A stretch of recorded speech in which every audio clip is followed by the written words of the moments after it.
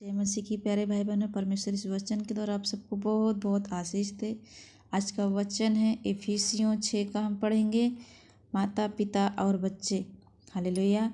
माता पिता की बातों को बच्चे को मानना है, उनकी आज्ञाओं पर चलना है। आज इस बारे में हम वचन से बात करेंगे, तो आप लोग वचन को ध्यान से ज़रूर सुनिएगा ताकि परमेश्वर आपके बच्चे को भी आशीष दे और आपको भी दे।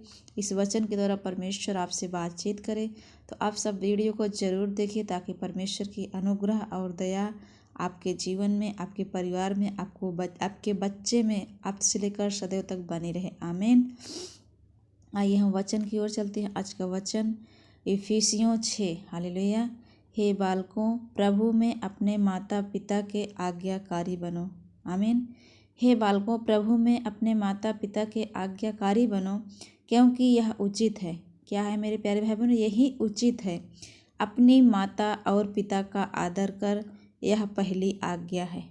क्या है? अपनी माता और पिता का आदर कर, यह पहली आज्ञा है, जिसके साथ प्रतिज्ञा भी है कि तेरा भला हो और तू धरती पर बहुत दिन जीवित रहे। आमीन। यदि आप अपने माता पिता की सेवा करते हैं, उनका आदर करते हैं, तो प्रभु का वचन कहता है कि तेरा भला हो और तू धरती पर बहुत दिन जीवित रहे। आमीन। हे बच्चे वालों, अपने बच्चों को रिस ना दिलाओ, परंतु प्रभु की शिक्षा और चेतावनी देते हुए उनका पालन पोषण करो। आमीन। मेरे प्यारे भाई बहनों, इफिसियों 6 के 4 में क्या कहते हैं? हे बच्चे वालों, मतलब हर एक माता पिता ध्यान से इस वचन को सुने। हे बच्चे वालों, अपने बच्चों को रिस ना दिलाओ, अपने बच्चों को क्रोध ना दिलाओ। हालेलुया। उन्हें गुस्सा मत दिलाओ, उन्हें मार के या डांट के गाली देकर उन्हें रिस ना दिलाओ, परंतु प्रभु की शिक्षा।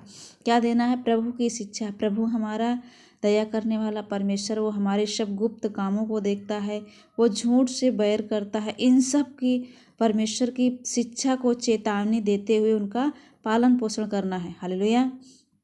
क्योंकि जैसे जब हमारा बच्चा छोटा रहता है तो हम उसे डराते हैं, बच्चे चुप हो जा वरना कहीं से बिल्ली आ जाएगी, बच्चे चुप हो जा, वो डॉगी आ रहा है काट लेगा, उसे हम डराते हैं बचपन में। उसी प्रकार जब हम प्रभु में हैं तो हम क्या करते हैं?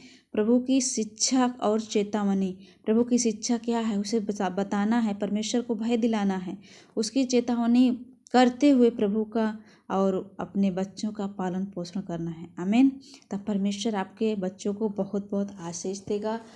परमेश्वर आपके बच्चों को बुद्धिमान बनाएगा और अपने वचन में बढ़ाएगा। हालेलुया। आगे स्वामी और दास। हालेलुया। एक स्वामी और दास के बारे में हम बात करेंगे। हे दासों, जो लोग इस संसार में तुम्हारे स्वामी हैं, अपने मन की सिधाई से डरते और कांपते हुए। हालेलुया। डरते और कांपते हुए जैसे मसीह की, वैसे ही उनकी भी आज्ञा मानो। आमीन। हे दासों, जो दास हैं, जो लोग इस संसार में तुम्हारे स्वामी हैं, हमारे स्वामी जो कोई भी हैं, हम अपने मन की सिधाई से डरते और कांपते हुए जैसे मसीह की, वैसे ही उनकी भी आज्ञा माने। हालेलुया। जिस प्रकार हम मसीह से डरते हैं, कहीं हमसे कोई पाप ना हो जाए, परमेश्वर के हम विरोध में काम नहीं कर सकते, क्योंकि प्रभु ने हमें ये भय इस बात के लिए हमें कहा है कि तुम्हारे मुँह से कोई गंदी बात ना निकले, तुम दूसरों को आशीष दिया करो, श्राप ना दिया करो। उसी प्रकार हम अपने स्वामी के प्रति हमें आज्ञाकारी रहना है। हालेलुया। परंतु हमें परमेश्वर के वचन के अनुसार रहकर मनुष्य को प्रसन्न करने वालों के समान दिखाने के लिए सेवा ना करो, पर मसीह के दासों के समान मन से परमेश्वर की इच्छा पर चलो। आमीन। मनुष्य को दिखाने के लिए हमें काम नहीं करना है, परंतु मन से परमेश्वर की इच्छा पर चलो और उस सेवा को मनुष्यों की नहीं परंतु प्रभु की जानकर सच्चे हृदय से करो। आमीन। मनुष्य की जानकर नहीं, परंतु प्रभु की जानकर, अपने परमेश्वर की जानकर हमें सच्चे हृदय से सेवा करनी है, क्योंकि तुम जानते हो कि जो कोई जैसा अच्छा काम करेगा, चाहे दास हो चाहे स्वतंत्र हो, प्रभु भी वैसा ही पाएगा। हालेलुया।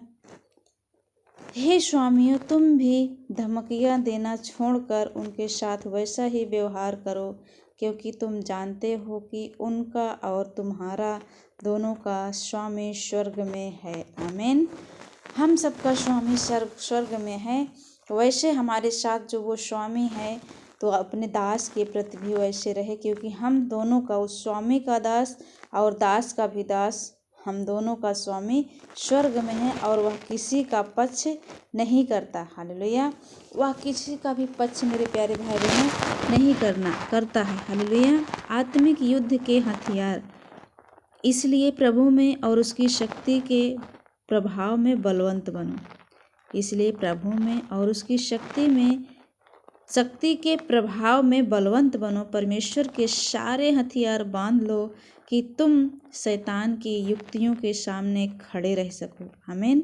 परमेश्वर के सारे हथियार मेरे प्यारे भाई बहनों क्या करो, बांध लो कि तुम शैतान की युक्तियों के सामने खड़े रह सको। हालेलुया।